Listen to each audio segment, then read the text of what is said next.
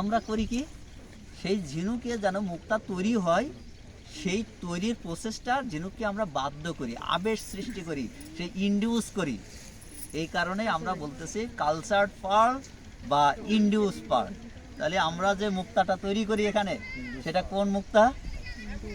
Induce, induce pearl বা cultured pearl, culture করি।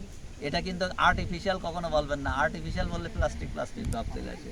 হ্যাঁ, আর কারণ আমরা এটা হলো সায়েন্টিফিক ওয়েতে এটা চাষ করি। ওই যে ন্যাচারাল যেভাবে তৈরি হয়েছে মুক্তাটা, সেই ন্যাচারালটাকে অনুসরণ করে আমরা ঝিনুকটাকে অপারেশন করে তার ভিতরে ফরেন পার্টিকেলটা ইনসার্ট করে দিই, তখন ওর উপরে লেয়ারটা পড়ে। যেহেতু আমরা এখানে সায়েন্টিফিক পদ্ধতি অবলম্বন করি, এই কারণে এটাকে আমরা বলবো ইনডিউস প্রসেস। এটাকে কখনোই আমরা আর্টিফিশিয়াল বা কৃত্রিম বলবো না, ঠিক আছে? তো এই পদ্ধতিতে কিন্তু আমরা মুক্তা চাষটা করি। করে আমরা দেখা যায় ঝিনুকের ভিতরে যে ধরনের পার্টিকেল আমরা দেব, তার উপরে লেয়ার পড়ে সেই ধরনের মুক্তা তৈরি হবে। আমরা দেখা যায় এখন 3 ধরনের মুক্তা তৈরি করি।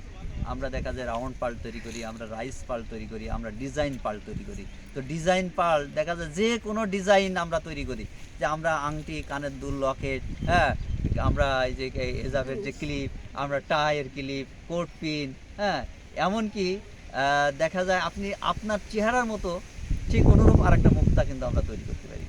মানে ঠিক ওই রকম একটা ডাইস তৈরি করব, একটা ফরম্যাট তৈরি করব, করে সেখান থেকে দেখা যায় আমরা ওই ডিজাইনটা ঝিনুকের ভিতরে ইনসার্ট করব। 8 মাস পরে ঠিক আপনার মতো চেহারার আরেকটা মুক্তা হয়ে বেরিয়ে চলে আসবে। তো ঝিনুকে যে কোনো ডিজাইন তৈরি করা সম্ভব, ডিজাইন মুক্তা। তো আপনি দেখা যায় আপনার ডিপার্টমেন্টের, জুওলজি ডিপার্টমেন্টের একটা লোগো তৈরি করবেন, মুক্তা লোগো, সেটাও কিন্তু আমরা ডাইস তৈরি করে ঝিনুকের ভিতরে দিয়ে দেবো, ঠিক ডিপার্টমেন্টের একটা মনোগ্রাম তৈরি হয়ে যাবে মুক্তা। হ্যাঁ, তো সব কিছু তৈরি করা সম্ভব। আর কি আর কিছু বলবো কি? ও স্যার জানো কি যেন বলছিলেন যে ঝিনুকের কোন প্রজাতি? হ্যাঁ, তো ল্যামিলিডেন্স মার্জিনালিস আমাদের যে ঝিনুকগুলো আছে, সেটা হলো প্রায় 90% আমাদের বাংলাদেশে যে অ্যাবান্ডেন্ট, তো 90% ঝিনুক হলো ল্যামিলিডেন্স মার্জিনালিস।